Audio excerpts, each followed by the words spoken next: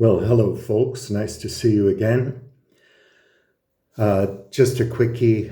This week, I'm going to try to talk a little bit about game theory. It's a thing people are concerned about, interested in. It's a valuable tool, Nash equilibrium, and all that kind of thing.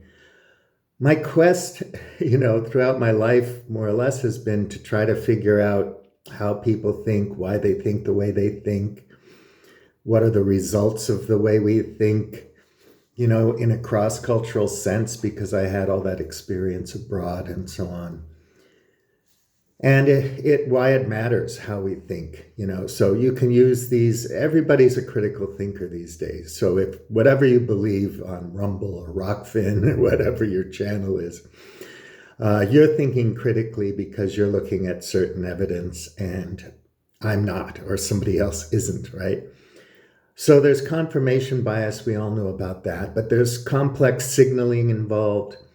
There's noise, opacity. Does evidence exist or not? If it is evidence, how good is that evidence? What's the quality of the evidence? Can you see it? Can you run experiments? Can you repeat those experiments? On and on. Bayesian aspects of it. All of these things are really powerful tools that we know about and have, but biases seep into them all the time. And ideology and prior beliefs color how we think and what we look at. So we may not be able to see or care about evidence when it's good and understand why it's important, and then figure out what we need to do in various contexts to do things effectively, efficiently, do the right thing, as it were. So game theory is not a bad thing. Nash was a brilliant mind, a beautiful mind for sure. And what's been done with it can be good or bad, just like what's been done with technology can be good or bad. And sometimes it's a black box, uncontrolled experiment that we, don't know much about. And we just have to see what happens as the data comes in and update our priors, our beliefs, our understanding of what's going on, and make different moves. Decision theories involved with this, all kinds of things. So I'll tell you a quick anecdote. When I was a kid, I didn't know about game theory or anything. One of the first roommates I had in San Francisco was a Vietnam vet who was a captain, ranked captain, and he was still in the military. He was working at the Presidio at the time.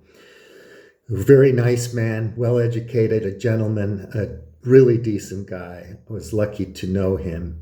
And of course, I'm young and curious, and I'd known some other Vietnam vets, and so I was kind of wondering, would he tell me something about his time in Vietnam? And he didn't really tell me any war stories. He showed me some books I could read and so on, but he did rail against the politicians. He didn't like McNamara, for example. He didn't like Johnson.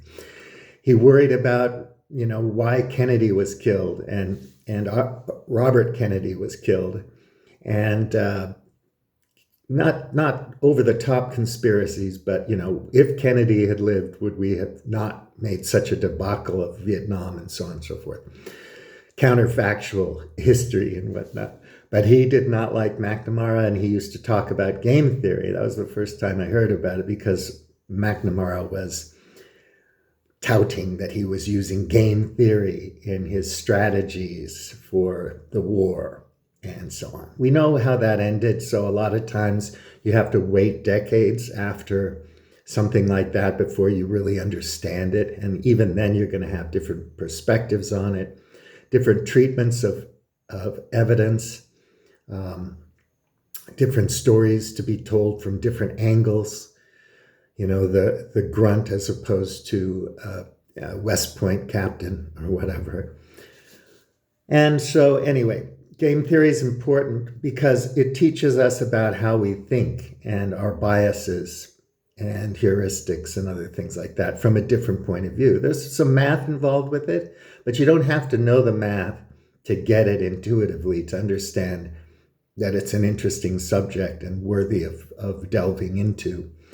Whether there's going to be another game, I don't know. If you want to call it game, I call the players the players.